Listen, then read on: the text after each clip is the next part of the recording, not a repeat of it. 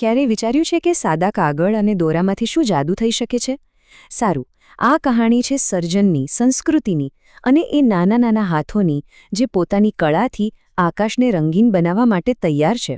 જો દરેક સુંદર પતંગની શરૂઆત તો બસ આવા એક સાદા કાગળથી જ થાય છે, પણ જેવી એમાં બાળકોની કલ્પના ભળે ને, બસ પછી એ માત્ર કાગળ નથી રહેતો, એ તો આકાશમાં ઉડવા માટે તૈયાર થયેલી એક કલાકૃતિ બની જાય છે. આ જ તો છે અસલી જાદુ.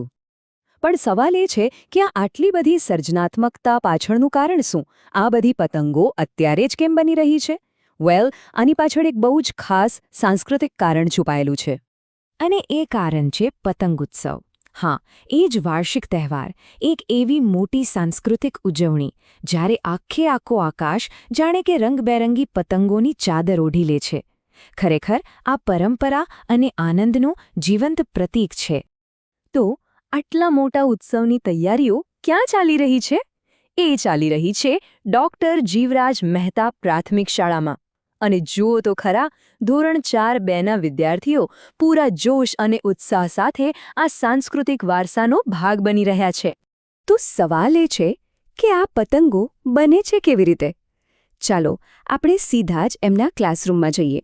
એક એવો ક્લાસરૂમ જ્યાં દરેક વિદ્યાર્થી એક કલાકાર છે અને પતંગ બનાવવાની આ બારીક કળાને જીવંત કરી રહ્યો છે.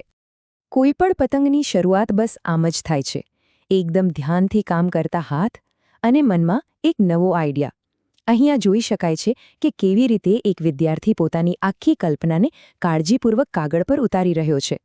આ જ તો છે સર્જનની અસલી તાકાત. આખી પ્રોસેસ છે ને, દેખાવમાં તો સરળ લાગે, પણ એમાં ખૂબ જ કાળજી રાખવી પડે.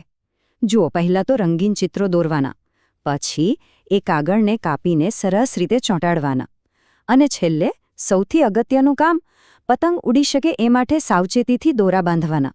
તો આટલી બધી મહેનત પછી પરિણામ કેવું હોય? ચાલો હવે જોઈએ આ નાના કલાકારોની બનાવેલી અદ્ભુત પતંગોની ગેલેરી. અહીં એમની કલ્પના અને કળા બંને એકસાથે જોવા મળશે. અહીં છે ને, દરેક પતંગમાં એને બનાવનાર બાળકની આગવી છાપ દેખાય છે. જુઓ, કોઈ પતંગ પર હસતા ચહેરા છે, તો કોઈ પર એકદમ બોલ્ડ અને આકર્ષક ડિઝાઇન છે. એમ કહી શકાય કે દરેક પતંગ પોતાની અલગ જ વાર્તા કહી રહી છે, સીધી એને બનાવનારની કલ્પનામાંથી. અને અમુક રચનાઓ તો ખરેખર ખૂબ જ ખાસ છે.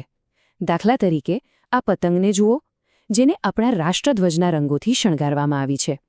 આ ખાલી એક પતંગ નથી રહી હવે, આ તો રાષ્ટ્રીય ગૌરવ અને ઝીણવટભરી કલાકારીનું પ્રતીક બની ગઈ છે.